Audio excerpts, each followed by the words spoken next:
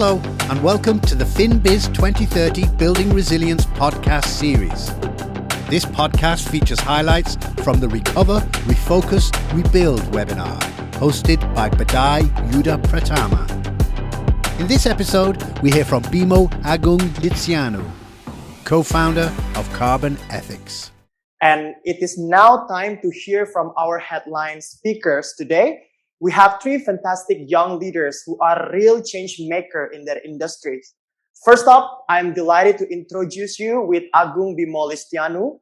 In his day job, Bimo split his time between managing Danone's ecosystem fund in Asia Pacific and leading on the commercial side of his initiative with CarbonEthics, that is a not-for-profit organization that aims to accelerate the climate crisis through climate education and blue carbon ecosystem conservation. The virtual stage is yours, Bimo. Thank you, Badai, and thank you, everyone. Thank you, Ikatan Akuntan Indonesia, Chartered Accountants Worldwide, and for sure, One Young World. Let me just share my screen. Okay. All right. Is everything shown already? I hope so. So, hello, everyone. Thanks, Badai, for introducing me. I think it's very delighted for me representing CarbonEthics. And I think this is the second time CarbonEthics is present in this event. So thank you so much. And CarbonEthics founders basically met in One Young World 2018 in The Hague. And CarbonEthics is the products of One Young World. And now it's sustaining as a not-for-profit organization. So we started in 2019, and then as a not-for-profit NGO. And then after that, we grew up until now. And this year, it's about the year of transformation of CarbonEthics to bring more impact. And our purpose is simple. We want to decelerate climate crisis. But by that, we want to educate more people about climate and at the same time to conserve the blue carbon ecosystem, while at the same time improving the livelihood of coastal communities. We have three steps of interventions. The first is educate. Yeah, we educate people about their carbon emissions. We develop carbon calculator that you can access for free in our website.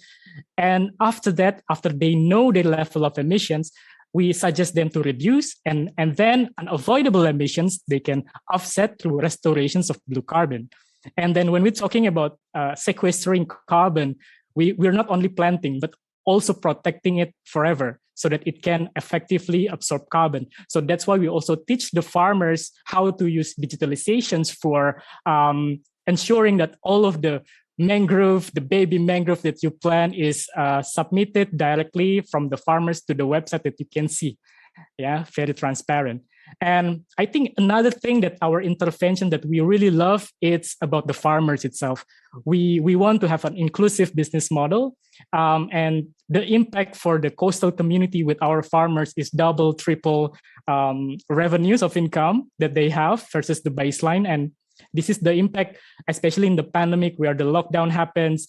The farmers is declining in terms of income, 90%. They don't have the activity on fishing and tourism. So one of the source of income is from CarbonEthics. And the last one is also about young people. We believe that when we want to create sustainable impact, we have to empower the young generations because they will lead the present and also the futures. But there's a gap. They have high energy, but somehow they don't have the relevant skills needed to change the world, to change the climate narrations. So that's why we put our time as well to develop these young people. And, fast forward 1 year later in 2020 impact, we do count our impact, social, environmental, and economy. So our social return of investment is 1/4. So every $1 invested, we can deliver $4 social value in return. So this is pretty much about CarbonEthics. And after we grow this big, so what's next?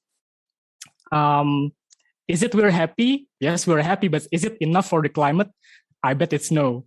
So this year is the year of transformation of CarbonEthics, and we decided to scale the impact. And there's three phases that we face until we realize that we need to move on these directions. The first one is recovery.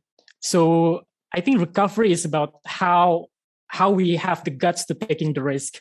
In the middle of 2020, last year, when in the heavy of lockdowns, we received so many bad news from our volunteers that they got layoff from their current employers, and also from our farmers because of the limited activity in the island. So we brave ourselves to finally recruit our first full-timer in the first month, second full-timer in the second month, and the third full-timer as well. And nobody knows. 1 year later, CarbonEthics grow 10 times bigger and financially sustained. For sure, we're still not perfect internally, especially on resource management. So that's why in the second phase, we need to refocus. So when we refocus, it's, we step back and evaluate. We do have big ambition to decelerate climate crisis, but we cannot do everything at the same time. So this year is this time for us to decide which product we keep, which one to drop, and focus on the low effort and high impact initiative, reprioritizations basically. And we get the product and program that we want to focus at the end of the day. And the third step is the rebuild. We know the focus and priority, but it's time to revamping our business model, forecasting for the next 10 years, and if we ever to bring external investor, so who and how. So it's about the scaling up our business model. But when we reflect back to transform this organization in the middle of the pandemic, we need 3 types of leadership. The first one is the leadership that focusing on empowering and developing young people. And the second one is the leadership that value collaboration over competitions. When we talk about climate, I don't think there's heavy kind of head-to-head competitions. We need to hand-in-hand public sectors, NGO activists, government. They need to collaborate to make the change happen. Yeah, there's no point of us having the fierce competition in this environmental area. And the third one is leadership in driving the economic model. So finance and business mindset and skill is very crucial if we want to make the change, especially on sustainability.